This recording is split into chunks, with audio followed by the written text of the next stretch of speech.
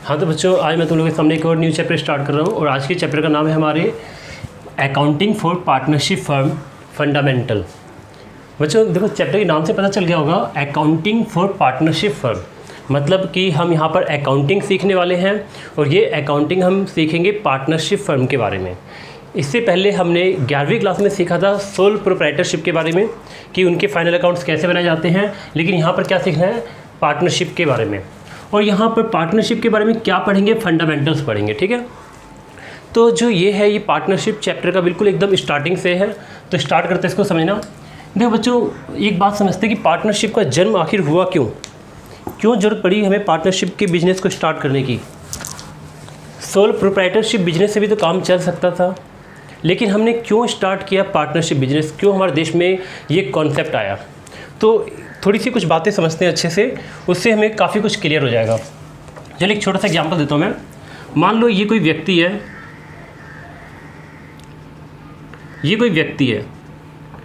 चलो इसको कुछ नाम दे देते हैं। इसका नाम दे दिया हमने रामू। अब ये जो रामू है ये एक बिजनेस कर रहा है और जो इसका बिजनेस है ये है सोल प्रोप्राइटर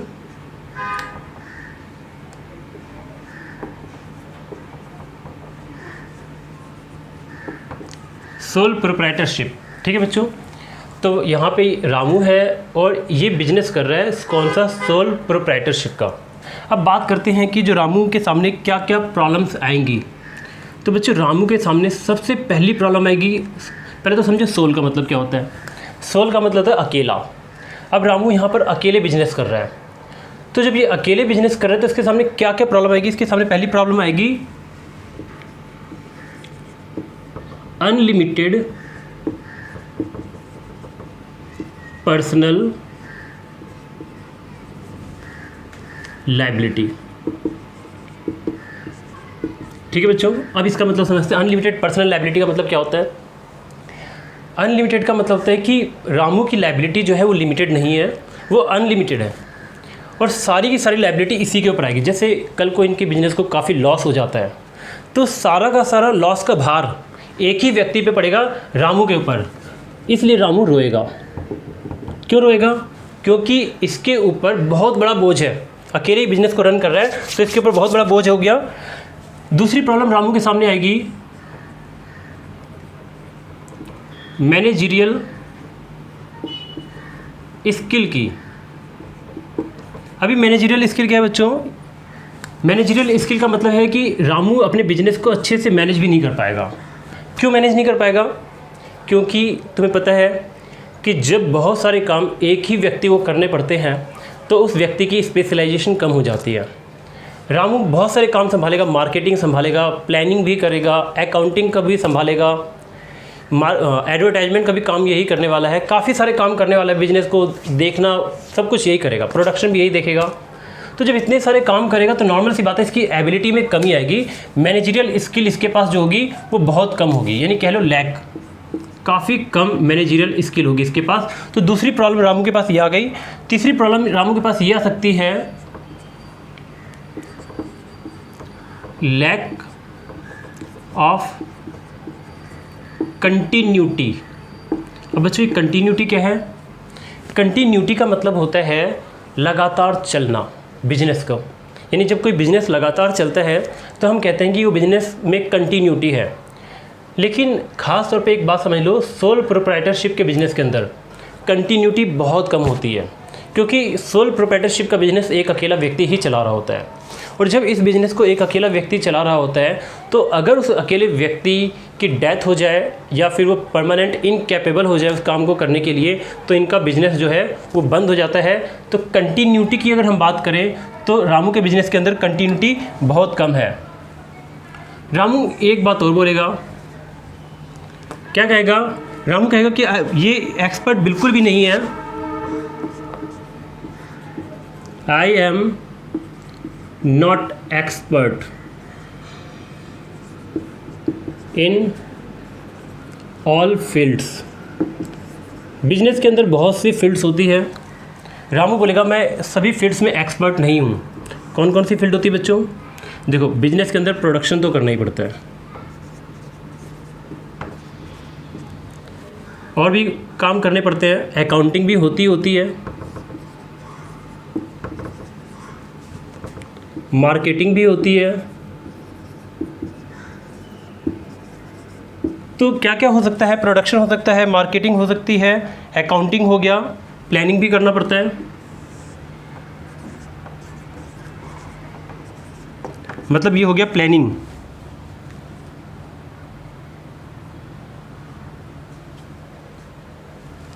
तो बच्चों देखो क्या क्या प्रॉब्लम आ सकती है। अगर रामू अकेले बिजनेस कर रहा है तो पहले तो अपने बिजनेस की फ्यूचर के लिए प्लान यही करेगा कि आने वाले टाइम में क्या करना है। अगर प्रोडक्शन करते हैं तो प्रोडक्शन पे भी इसी को ध्यान देना पड़ेगा। प्लानिंग करने के बाद प्रोडक्शन पे भी इसी को ध्यान देना पड़ेगा। जाएगा फैक्ट्री के अंदर, चेक करेगा सारा काम कि काम वर्कर्स कैसा कर रहे हैं, ठीक कर रहे हैं, नहीं कर रहे हैं, ठीक है। फिर अकाउंटिंग से जो जैसे अकाउंटिंग जब भी, वैसे अकाउंटिंग का काम तो अकाउंटेंट करते हैं, लेकिन अकाउंटेंट काम करने के बाद जो रिपोर्ट बनाकर तैयार करते हैं तो उस रिपोर्ट को एनालाइज कौन करेगा? अकेला रामू ही करेगा, क्योंकि बेचारा अकेला है, इसी को सारे काम करना है। मार्केटिंग का भी सारा काम रामू को ही संभालना होगा। अब बताओ बच्चों, इतना ज़्यादा बोझ एक व्यक्ति के ऊपर, क्या क्या बोझ है? अनलिमिटेड पर्सनल लाइबिलिटी का इसका एंड नहीं है, यानी कि अगर लॉस हुआ तो इसका पूरा बिजनेस ठप हो जाएगा, ठीक है, और कोई चलाने वाला नहीं होगा इसके बिजनेस को। मैनेजरियल स्किल की बात करें तो मैनेजमेंट की स्किल इसके पास नहीं होगी, क्योंकि सोल प्रोप्राइटरशिप है। अच्छा, मैनेजरियल स्किल इसके पास क्यों नहीं होगी? क्योंकि बच्चों ये बिजनेस चला रहा है सोल प्रोप्राइटरशिप का। सोल प्रोप्राइटरशिप का मतलब होता है अकेले बिजनेस चला रही है। अगर ये बिजनेस को अकेले चला रहा है तो इसके पास इतनी पूंजी नहीं होगी, इतना पैसा इसके पास नहीं होगा कि ये उस पैसे से किसी प्रोफेशनल को हायर कर पाए, ठीक है।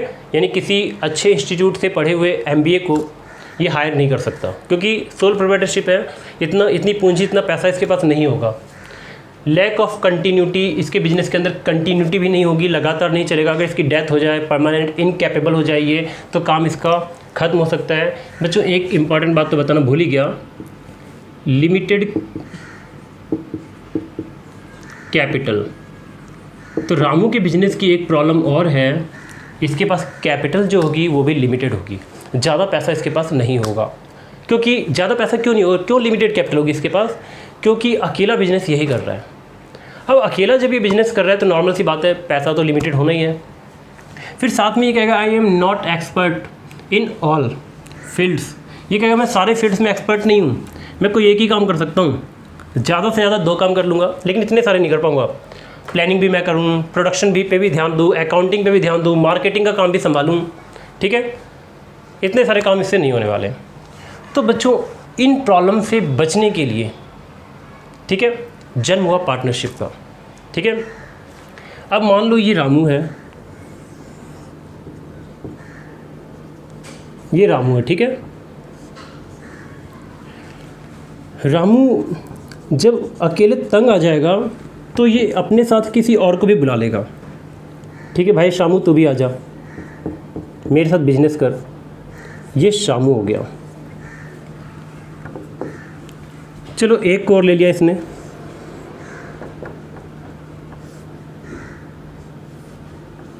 इसका नाम दे देते हैं दामू, इसका नाम देते हैं शामू, ठीक है बच्चों।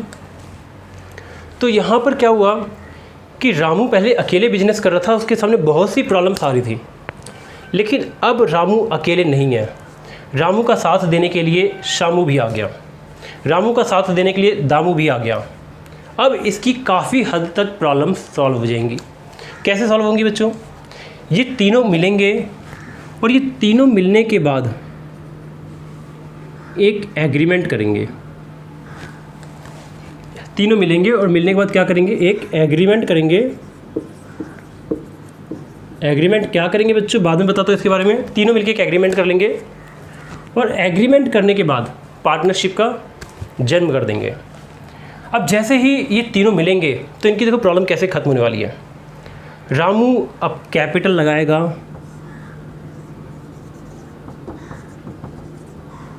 भाई शामू भी तो कैपिटल में कंट्रीब्यूशन देगा, रामू भी कैपिटल कंट्रीब्यूट करेगा, शामू भी कैपिटल लगाएगा, और दामू भी कैपिटल लगाएगा।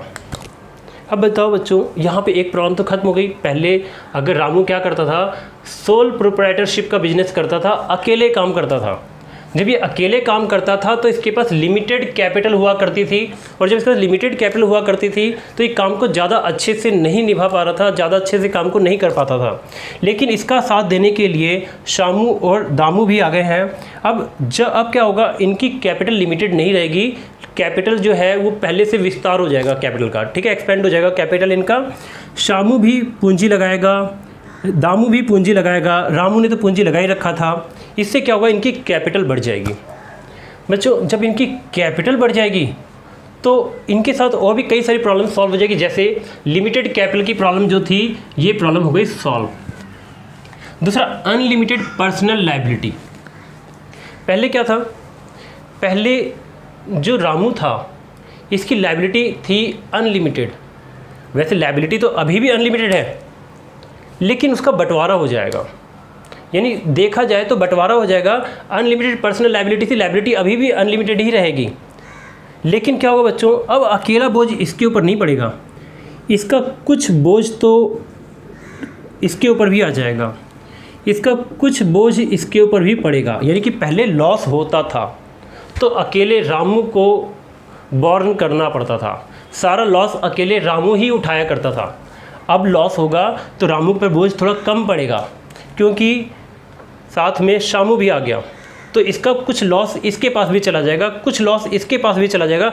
रिस्क का बंटवारा हो गया बच्चों, रिस्क का बंटवारा हो गया। अब खतरे बट गए हैं, कुछ खतरा उसके पास चला गया, कुछ खतरा इसके पास आ गया, और कुछ खतरा इसके पास है। तो देखा जाए तो अनलिमिटेड पर्सनल लायबिलिटी थी वो अभी भी है, लेकिन रिस्क जो है थोड़ा बट गया, तो थोड़ा सा बोझ कम पड़ गया रामू के ऊपर। अब बात करते हैं मैनेजरियल स्किल्स। बच्चों, अब एक बात और समझना, जब 3 जने हो गए, रामू, शामू, दामू, तीनों ने पैसे लगाए, तीनों ने मिलकर कैपिटल लगाया। जब तीनों ने मिलकर कैपिटल लगाया तो होगा ये कि इनके पास पूंजी ज़्यादा होगी, कैपिटल ज़्यादा होगी, और जब इनके पास कैपिटल ज़्यादा होगी तो ये अपने बिजनेस को पहले से थोड़ा बड़े लेवल पे करेंगे। और जब बच्चों बड़े लेवल पे बिजनेस करेंगे, कैपिटल ज़्यादा है, तो ये क्या करेंगे, किसी प्रोफेशनल को हायर कर सकते हैं। पैसा ज़्यादा मतलब ये हाई सैलरी देने के लायक हो गए हैं। अब इनकी कैपेसिटी ज़्यादा है सैलरी पे करने की। पहले क्या था, अकेले था तो सैलरी ज़्यादा पे नहीं कर सकता था, लेकिन अब इसका साथ देने के लिए और भी लोग आ गए हैं, तो अब इसके पास पैसे ज़्यादा हैं, तो अब ये सैलरी पे कर सकता है, हाई सैलरी पे कर सकता है, यानी हाई सैलरी वाले एम्प्लॉय को रख सकता है ये। अब ये क्या कर सकता है, आईआईएम से जो एमबीए करके निकलते हैं प्रोफेशनल्स, ये उनको भी हायर कर सकता है, क्योंकि इनके पास अब पैसा कम नहीं है, पैसे काफ़ी हो गए इनके पास, ठीक है। तो अच्छे मैनेजमेंट को अपॉइंट कर सकते हैं, ठीक है, अच्छे मैनेजर्स को, एमबीए को हायर कर सकते हैं, क्योंकि इनकी पूंजी की कमी खत्म हो गई है। और क्या बच्चों, लैक ऑफ कंटिन्यूटी की प्रॉब्लम भी खत्म हो गई इनकी।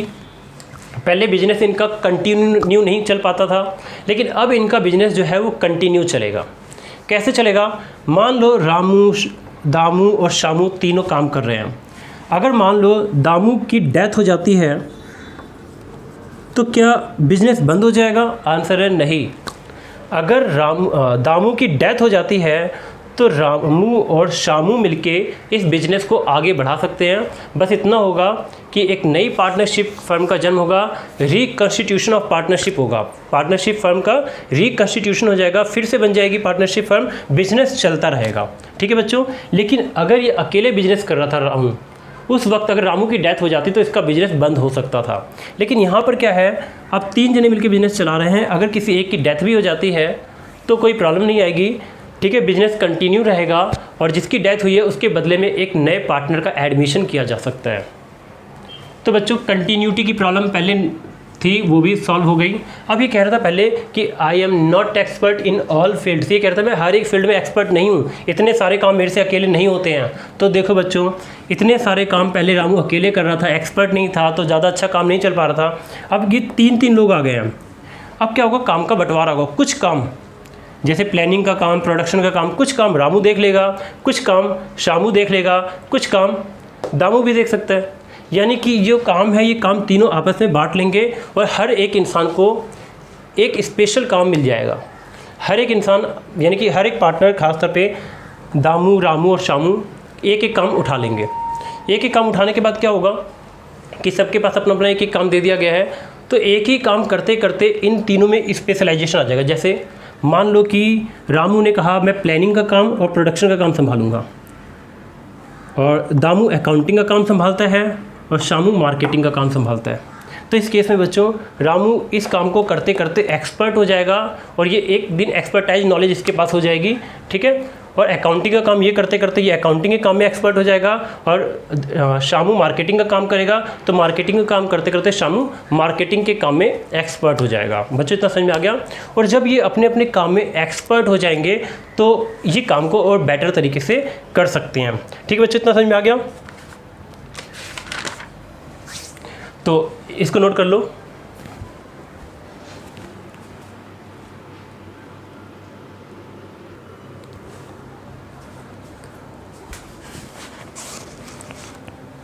हाँ तो बच्चों फिर अब हम आगे और समझते हैं।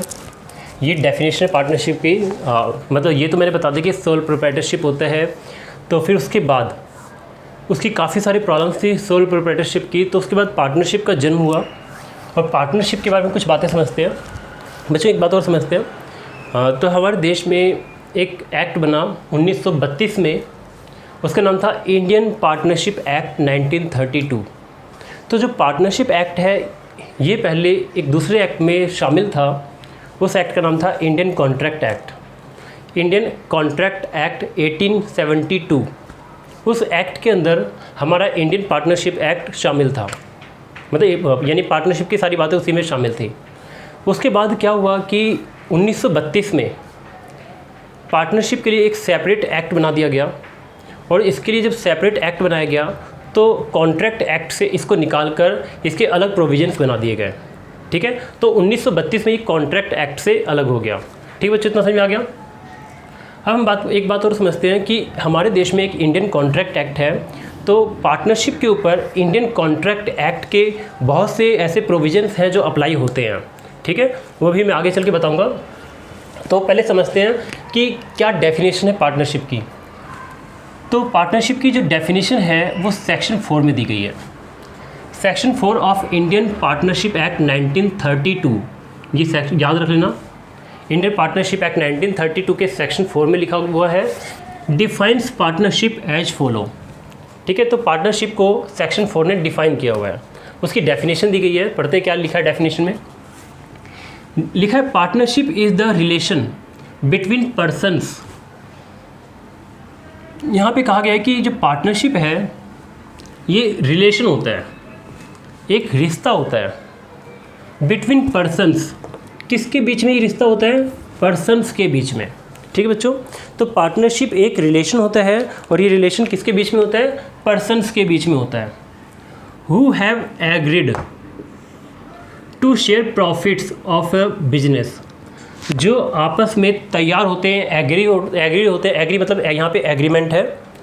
तो who have agreed to share profits, मतलब ये प्रॉफिट को बांटने के लिए तैयार होते हैं ऑफ ए बिजनेस। अच्छा बच्चों, यहाँ पे प्रॉफिट का मतलब लॉस भी है। अगर प्रॉफिट को बांटने के लिए तैयार होते हैं तो इसका मतलब कि लॉस हुआ तो लॉस को भी बांटेंगे। ठीक है, आगे लिखा carried on by all. Carried on by all मतलब उस बिजनेस को ये सब मिलके चलाएंगे, उसका मैनेजमेंट सब मिलके करेंगे। ठीक है, और any of them acting for all, या फिर ऐसा हो सकता है एनी ऑफ देम, उनमें से कोई एक या दो एक्टिंग फॉर ऑल, उन सब के लिए काम करेंगे। चलो बच्चों की डेफिनेशन में थोड़ा और अच्छे से समझाता हूँ। इसमें कहा गया कि पार्टनरशिप जो है पर्सन्स के बीच में रिलेशन होता है। ठीक है, किसके बीच में रिलेशन होता है? पर्सन्स। पहले बात करते हैं पर्सन कौन होते हैं। तो बच्चों पर्सन का मतलब यहाँ पे अगर पर्सन की बात करें तो पर्सन दो तरह के हो सकते हैं। एक होता है नेचुरल पर्सन,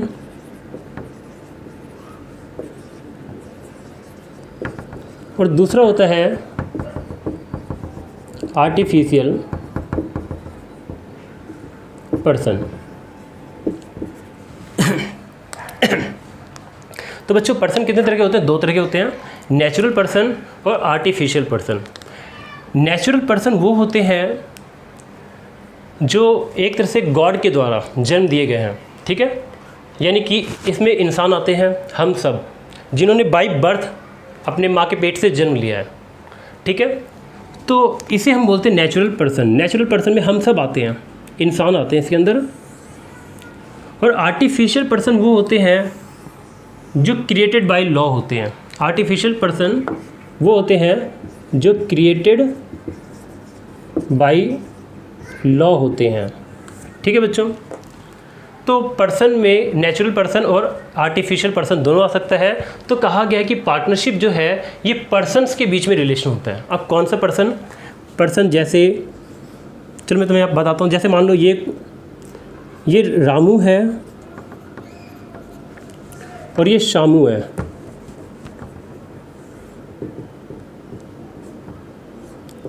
ये शामू है।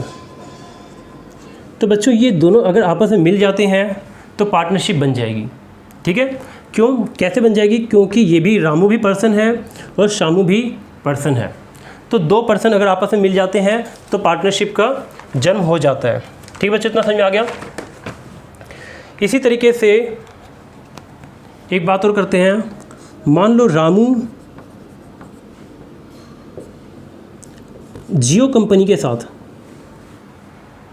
बिजनेस करता है, तो बच्चों ये भी पार्टनरशिप कहलाएगी, क्योंकि रामू भी एक पर्सन है और जियो कंपनी भी एक पर्सन है। तो रामू और जियो तो जानते ही होगे सब, ठीक है। ये भी पर्सन है तो ये भी पार्टनरशिप कहलाएगी। ऐसा भी हो सकता है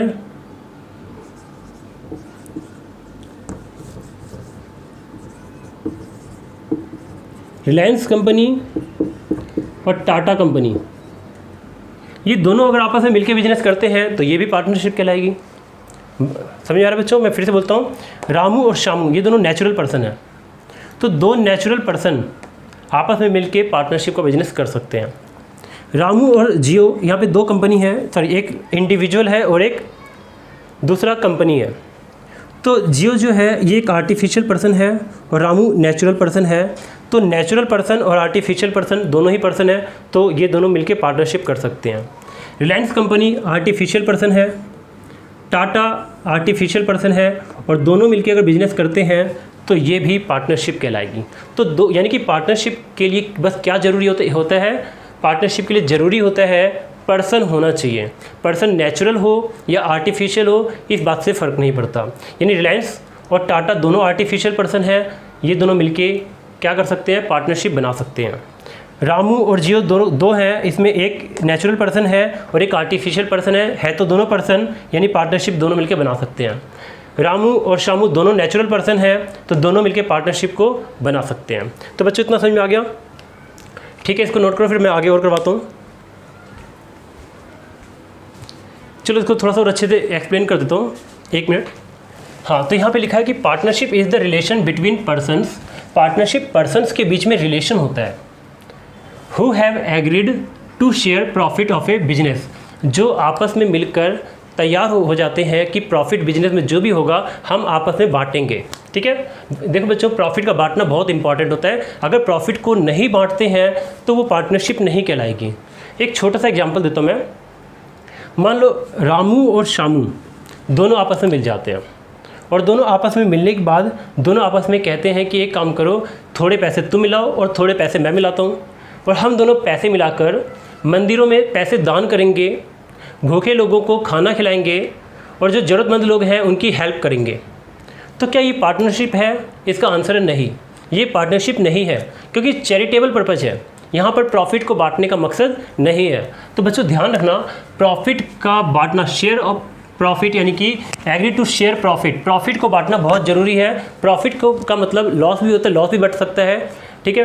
प्रॉफिट भी बांटेंगे, लॉस भी बांटेंगे, यानी प्रॉफिट में लॉस इंक्लूड है।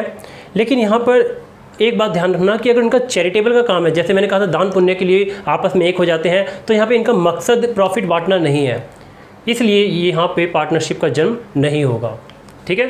पार्टनरशिप का जन्म कब होगा? जब प्रॉफिट को बांटने का उनका ऑब्जेक्टिव हो। आगे लिखा कैरिड ऑन बाय ऑल। बच्चों बिजनेस को सब मिलके कैरी ऑन करेंगे, जितने भी पार्टनर्स हैं सब मिलके बिजनेस को चलाएंगे, सब मिलके मैनेजमेंट करेंगे। ऐसा भी हो सकता है, और any of them acting for all, या उन सब की तरफ से किसी एक को चुना जाएगा या उन सब की तरफ से किसी दो को चुना जाएगा और जिनको चुना जाएगा वो उन सब की तरफ से बिजनेस को करेंगे, तो इसी को बोलते हैं any of them acting for all. इसका मतलब समझाता हूँ मैं। हमारे इंडिया के जो लोग हैं ये सब मिलके प्रधानमंत्री को चुनते हैं। मतलब जिस तरीके से भी, यानी कि आखिर वोटिंग के द्वारा डायरेक्ट इनडायरेक्टली किसी भी तरीके से, एक तरह से देखा जाए तो जनता के हाथ में ही होता है सब कुछ, चाहे डायरेक्ट हो या इनडायरेक्ट हो, ठीक है। तो यानी कि जब हम लोग मिलके प्रधानमंत्री को चुनते हैं तो प्रधानमंत्री क्या करता है, वो हमारे देश को चलाता है, ठीक है। तो देखा जाए तो यहाँ पर सब ने मिलकर किसी एक को चुना और जिसको चुना वो पूरे देश को चला रहे हैं। इसी तरीके से पार्टनरशिप में वो भी होता है। मान लो पार्टनरशिप के अंदर 5 पार्टनर्स हैं, A B C D, मान लो 5 पार्टनर्स हैं A B C D और E। ऐसा हो सकता है कि सब ने मिलके A को चुना कि बिजनेस को A चलाएगा, हम सब रहेंगे लेकिन मैनेजमेंट सारा, डिसीजन सारा A के हाथ में रहेगा, ठीक है। तो ऐसा भी हो सकता है कि सारे मैनेजमेंट का काम A करें, ठीक है बच्चों। तो इसी को बोला गया है any of them acting for all, ठीक है। यानी कि चाहे तो बिजनेस को ये पांचों मिलके भी अच्छे से मैनेज कर सकते हैं, या इन पांचों की तरफ से किसी एक को इलेक्ट किया जाएगा और जिसको इलेक्ट किया जाएगा वो बिजनेस को चलाएगा। इसी को बोलते हैं कैरिड ऑन बाय ऑल। चाहे तो सब मिलके बिजनेस चलाएंगे या any of them acting for all, या उन सब की तरफ से किसी एक को चुना जाएगा या 2 को चुना जाएगा, वो बिजनेस को चलाएगा। तो बच्चों इसको जल्दी नोट करो, फिर आगे और करवाता हूँ।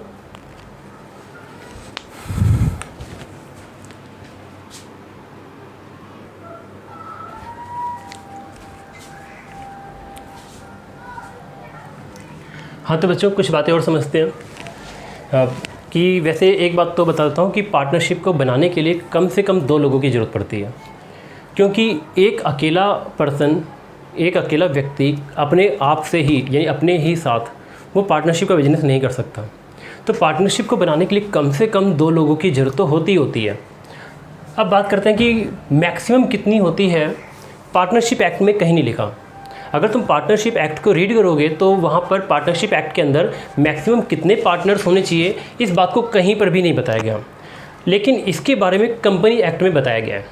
तो कंपनी एक्ट जो पुराना वाला था उसमें भी बताया गया था और जो नया वाला कंपनी एक्ट आया है उसमें भी बताया गया है। तो पढ़ते हैं क्या बताया गया है। लिखा सेक्शन 464 ऑफ कंपनी एक्ट 2013, यानी कि कंपनी एक्ट 2013 के सेक्शन 464 में बताया गया है। इसमें लिखा है एम्पावर सेंट्रल गवर्नमेंट, CG मतलब central government, to prescribe maximum number of partners in a firm. इसका मतलब ये कि कंपनी एक्ट 2013 ने बताया है, यानी पावर दी है हमारी कंट्री के सेंट्रल गवर्नमेंट को कि वो पार्टनरशिप के अंदर मैक्सिमम कितने पार्टनर्स हो सकते हैं डिसाइड कर सकता है। यानी कि देखा जाए तो इनडायरेक्टली पावर हमारे देश में सेंट्रल गवर्नमेंट के पास आ चुकी है इस सेक्शन के द्वारा। सेक्शन 464 ने हमारे सेंट्रल गवर्नमेंट को पावर दी है कि वो डिसाइड कर सकती है कि मैक्सिमम कितने पार्टनर हो सकते हैं। But the number of partner can not be more than 100, लेकिन एक लिमिट लगा दी है। यानी कि कंपनी एक्ट 2013 के सेक्शन 464 ने सेंट्रल गवर्नमेंट को कहा कि आप अपनी मर्जी से डिसाइड कर लो कि मैक्सिमम कितने पार्टनर रखने हैं। लेकिन एक बात ध्यान रखना कि पार्टनर की लिमिट 100 से ज़्यादा नहीं जानी चाहिए। इतना समझ में आ गया बच्चों। कंपनी एक्ट ने के सेक्शन 464 ने क्या कहा, सेक्शन ने कहा सेंट्रल गवर्नमेंट को पावर दी है कि अपनी मर्जी से जितने चाहे उतने पार्टनर रखवा सकते हो, डिसाइड कर लो, जितने बोलोगे उतने ही पार्टनर रहेंगे, ठीक है, वही लिमिट बन जाएगा। और लेकिन एक कंडीशन और लगाई है कि कितने से ज़्यादा नहीं होना चाहिए, 100 से ज़्यादा। उसने कहा कि 100 से ज़्यादा मत रखना। लेकिन तो the central government has prescribed maximum number of partner to be 50। तो तब हमारे देश के सेंट्रल गवर्नमेंट ने कहा कि हम अपने देश में पार्टनरशिप के अंदर मैक्सिमम 50 पार्टनर रखेंगे, ठीक है बच्चों। यानी कि कंपनी एक्ट ने पावर दिया सेंट्रल गवर्नमेंट को, डिसाइड करो कितना भी रख सकते हो, लेकिन 100 से ज़्यादा मत रखना। तो सेंट्रल गवर्नमेंट ने 50 रखा है। तो सेंट्रल गवर्नमेंट चाहे तो 60 भी कर सकती है, 70 भी कर सकती है, 80 भी कर सकती है, 90 भी कर सकती है, 100 भी कर सकती है। 100 से ज़्यादा नहीं कर सकती।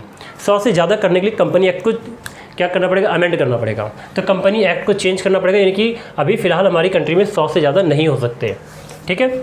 अच्छा, यानी कि सेंट्रल गवर्नमेंट ने 50 फिक्स कर दी है, लिमिट कितनी रख दी है, 50। और कहा गया है wide rule 10 of company miscellaneous rule 2014, यानी हमारी कंट्री में एक्ट के साथ साथ रूल्स भी बनते हैं। तो रूल 10 में लिखा हुआ है, रूल का नाम क्या है, कंपनीज मिसलेनियस रूल्स 2014। तो कंपनीज मिसलेनियस रूल्स 2014 के रूल 10 में सेंट्रल गवर्नमेंट ने प्रिस्क्राइब कर दिया है कि मैक्सिमम पार्टनर 50 हो सकते हैं। अच्छा, अगर मान लो कि कोई फर्म जिसमें पार्टनर 50 से ज़्यादा है, 60 हो गए, तो क्या वो पार्टनरशिप कहलाएगी? तो इसका आंसर वो पार्टनरशिप नहीं, वो एक इलीगल एसोसिएशन कहलाएगी। इफ़ लिमिट एक्सीड्स, अगर जो लिमिट सेंट्रल गवर्नमेंट ने डिसाइड किया हुआ है ये लिमिट एक्सीड हो जाती है, मतलब 50 से ज़्यादा पार्टनर किसी फर्म के अंदर हो जाते हैं, तो it is called illegal association. तो इसे क्या बोलेंगे बच्चों? इसे बोलेंगे इलीगल एसोसिएशन। ठीक है बच्चों, इतना समझ में आ गया? ठीक है, अगर इतना तुम्हें समझ में आ गया तो अब हम एक बात और समझते हैं कि पार्टनरशिप बनता कैसे है। पार्टनरशिप बनता है एग्रीमेंट से। ठीक है, अब ये एग्रीमेंट क्या होता है, एग्रीमेंट को समझते हैं। देखो, पार्टनर्स के बीच में एग्रीमेंट का होना बहुत ज़रूरी है। अगर एग्रीमेंट नहीं होगा तो पार्टनरशिप नहीं बन पाएगी। तो क्या एग्रीमेंट होता क्या है? तो देखो बच्चों, इसको इस तरीके से समझते हैं।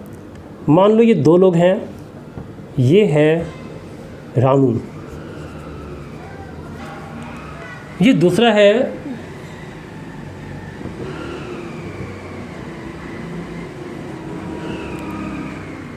ये है शामू।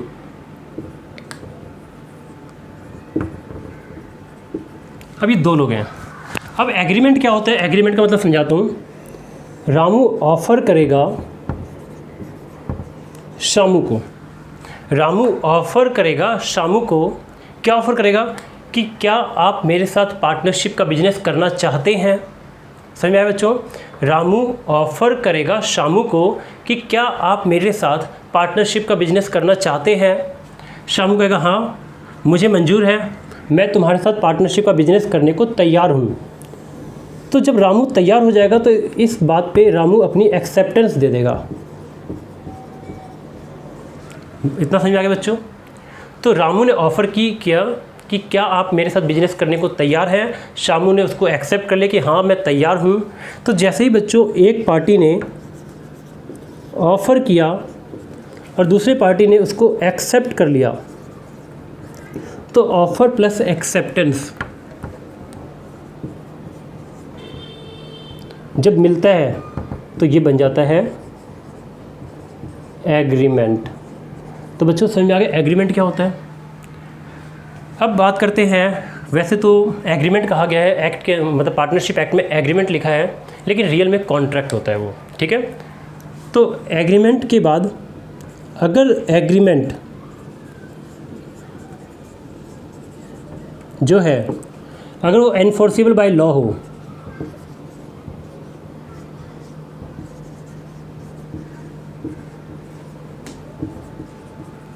अगर कोई भी एग्रीमेंट इन्फोर्सेबल बाय लॉ हो तो वो बन जाता है कॉन्ट्रैक्ट। ठीक है बच्चों, क्या बन जाता है? कॉन्ट्रैक्ट। अब एक बात समझते हैं, ऑफ़र और एक्सेप्टेंस मिलके एग्रीमेंट बन गया। अब एग्रीमेंट कॉन्ट्रैक्ट कब बनता है? तो कोई भी एग्रीमेंट कॉन्ट्रैक्ट तब बनता है जब वो एनफोर्सेबल बाय लॉ हो। बच्चों ये क्या होता है एनफोर्सेबल बाय लॉ? इसका मतलब समझते हैं। देखो हमारी कंट्री में एग्रीमेंट्स बहुत सारे बनते हैं, लेकिन सारे के सारे एग्रीमेंट कॉन्ट्रैक्ट नहीं बनते क्योंकि वो इन्फोर्सेबल बाय लॉ नहीं होते। कॉन्ट्रैक्ट एग्रीमेंट कॉन्ट्रैक्ट तभी बनता है जब एक कंडीशन साथ में और पूरी हो जाए, क्या? इन्फोर्सिबिलिटी बाय लॉ, यानी इन्फोर्सेबल बाय लॉ। इन्फोर्सेबल का मतलब क्या है? इन्फोर्सेबल का मतलब है कि कानून उसको मान्यता देता हो, कानून उसको लागू करवाए। ठीक है, कानून आपकी हेल्प करे उसको उस एग्रीमेंट को पूरा करने के लिए। अगर दो लोग आपस में एग्रीमेंट करते हैं और अगर कोई एक पार्टी डिफ़ॉल्ट करता है, गद्दारी करता है, तो कानून उस केस में सज़ा दिलवा सकता है। ठीक है, तो इन्फोर्सेबल बाय लॉ का मतलब होता है कि ऐसा कोई भी एग्रीमेंट जिसको कानून मनवाए, जिसको कानून लागू करवाए, उसको बोलते हैं इन्फोर्सिबल बाय लॉ। तो हमारी कंट्री में ऐसे बहुत से एग्रीमेंट्स ऐसे हैं जिसको कानून इन्फोर्सिबिलिटी नहीं करता, इन्फोर्सिबल नहीं करता, लागू नहीं करता, और बहुत से एग्रीमेंट को कानून लागू कर देता है। तो जिन एग्रीमेंट को कानून लागू करता है, मान्यता देता है, उसे बोलते हैं कॉन्ट्रैक्ट, और जिनको कानून लागू नहीं करता, जिनको मान्यता नहीं देता, वो सिर्फ एग्रीमेंट ही रह जाता है।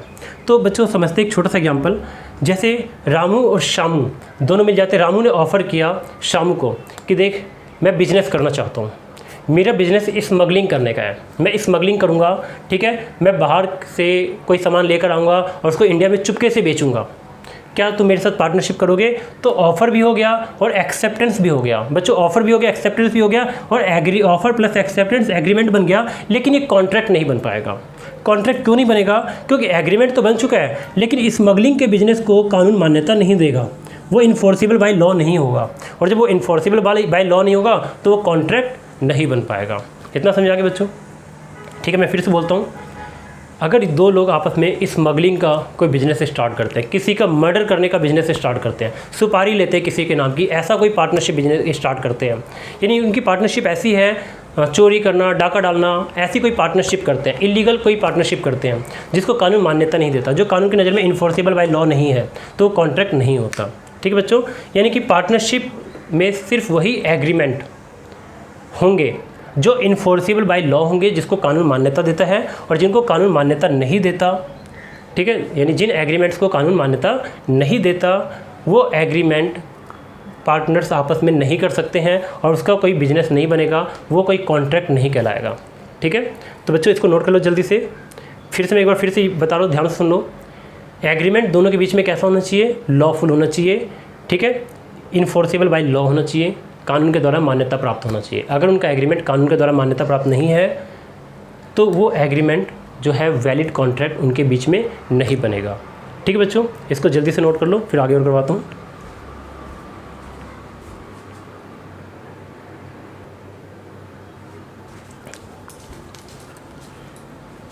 हाँ तो बच्चों कुछ बातें और समझते हैं एग्रीमेंट के बारे में। एग्रीमेंट कैसे किया जा सकता है? तो कहा गया एग्रीमेंट दो तरीके से किया जा सकता है, एक तो इम्प्लाइड हो सकता है और दूसरा एक्सप्रेस हो सकता है। बच्चों इम्प्लाइड एग्रीमेंट क्या होता है ये समझो। इम्प्लाइड एग्रीमेंट एक ऐसे एग्रीमेंट को कहते हैं जिसमें ऑफ़र और एक्सेप्टेंस बिना कुछ बोले हो जाता है, अपने आप ऑफ़र भी हो जाता है, अपने आप एक्सेप्टेंस भी हो जाता है। एक छोटा सा एग्जांपल देता हूँ मैं। डीटीसी बस एक पर्टिकुलर रूट से होके जा रही है, ठीक है, यहाँ पर उस डीटीसी बस ने हमें किसी भी तरह का बोलकर बाय वर्ड्स किसी भी तरह का ऑफ़र उसने हमें नहीं किया। ठीक है, मैंने क्या कहा था, एग्रीमेंट के लिए ऑफ़र भी होना चाहिए, साथ में एक्सेप्टेंस भी होना चाहिए। अब डीटीसी बस जा रही है, उसने हमें किसी भी तरह का ऑफ़र नहीं किया, हम उस बस में चढ़ गए। ठीक है, तो इसका मतलब यहाँ पर है जब डीटीसी बस उस पर्टिकुलर रूट से होके जा रही है तो हमें इतना एक इम्प्लाइड ऑफ़र मिला कि हमारी बस में चढ़ जाओ, हम आपको उस रूट तक छोड़ देंगे, यानी इस रूट से होके जाएंगे और आपको इस डेस्टिनेशन पे छोड़ देंगे। ठीक है, हम उस पर चढ़ जाते हैं, तो हमने क्या किया, जैसे हम उस बस में चढ़ गए तो हमने एक्सेप्ट कर लिया और यहाँ पे हमारा एक एग्रीमेंट तैयार हो गया डीटीसी बस के साथ। बच्चों दूसरा एग्जांपल देखो, एक मोची है, जूते पॉलिश करता है, मैंने लेदर के जूते पहने हुए हैं, मैं लेदर के जूते लेके उसके पास जाता हूँ, और उसके पास अपने पाँव रख देता हूँ, वो मेरे जूते को लेके पॉलिश करना स्टार्ट कर देता है और मैं उसे कुछ भी नहीं कहता और पॉलिश करवा लेता हूँ। इस केस में बच्चों यहाँ पे भी एक इम्प्लाइड ऑफ़र, इम्प्लाइड एक्सेप्टेंस है और जिसकी वजह से एक एग्रीमेंट बन गया। ठीक है, तो एग्रीमेंट यहाँ पे कैसे बना, इम्प्लाइड से। इम्प्लाइड मतलब यानी कि जब मैंने जूते रखे मोची के सामने तो मोची को एक इशारा मिल गया कि जूते पॉलिश करने के लिए दिए गए हैं, और जब मोची ने जूते पॉलिश कर दिए तो उसने मेरे को एक इशारा कर दिया कि मुझे पैसे दो, मैंने आपके जूते पॉलिश कर दिए हैं। ठीक है, तो एग्रीमेंट में क्या होता है, ऑफ़र जो है इम्प्लाई, इसने ऑफ़र इसको किया, इसने एक्सेप्ट किया, और ये ऑफ़र और एक्सेप्टेंस जो था किस तरीके से था, इम्प्लाइड था। तो हम ये कह सकते हैं एग्रीमेंट जब वो बनाते हैं तो इम्प्लाइड एग्रीमेंट भी बन सकता है। ठीक है, अब एक्सप्रेस एग्रीमेंट भी बन सकता है। एक्सप्रेस एग्रीमेंट्स वो होते हैं बच्चों जो बाय वर्ड्स बनते हैं। बाय वर्ड्स मतलब शब्दों से बनते हैं। तो जो एग्रीमेंट बोलकर बनते हैं, कहीं पे लिखा नहीं जाता, सिर्फ बोलकर बनते हैं, उसे हम बोलते हैं ओरल एग्रीमेंट। ठीक है, तो पार्टनरशिप में ओरल एग्रीमेंट भी बन सकते हैं, और जो एग्रीमेंट लिख कर बनते हैं उसे बोलते हैं रिटन एग्रीमेंट। तो बच्चों एग्रीमेंट दो तरीके से बन सकते हैं, ओरल भी बन सकते हैं, पार्टनर्स आपस में बात करके ओरली बोल के बातचीत करके भी एग्रीमेंट कर सकते हैं, जिसे ओरल एग्रीमेंट कहते हैं। और लिख के भी एग्रीमेंट हो सकता है। अगर एग्रीमेंट लिखा हुआ है तो जिस डॉक्यूमेंट पे एग्रीमेंट को लिखा जाता है उसे हम बोलते हैं पार्टनरशिप डीड, यानी रिटर्न एग्रीमेंट को ही क्या बोला जाता है, पार्टनरशिप डीड। ठीक है बच्चों, तो क्या एग्रीमेंट कितना है, इम्प्लाइड और एक्सप्रेस। एक्सप्रेस दो तरह के हो सकते हैं, ओरल और रिटर्न भी हो सकते हैं, और रिटर्न एग्रीमेंट को ही क्या बोलते हैं, पार्टनरशिप डीड। तो बच्चों आज की क्लास में सिर्फ इतना ही, ठीक है। बाकी अभी इसमें काफ़ी सारे कॉन्सेप्ट्स बचे हुए हैं, ठीक है, तो वो बाकी कॉन्सेप्ट मैं तुम्हें नेक्स्ट वीडियो में करवाऊँगा। ठीक है, तो आज के लिए सिर्फ इतना ही, इसका नेक्स्ट पार्ट देख लेना।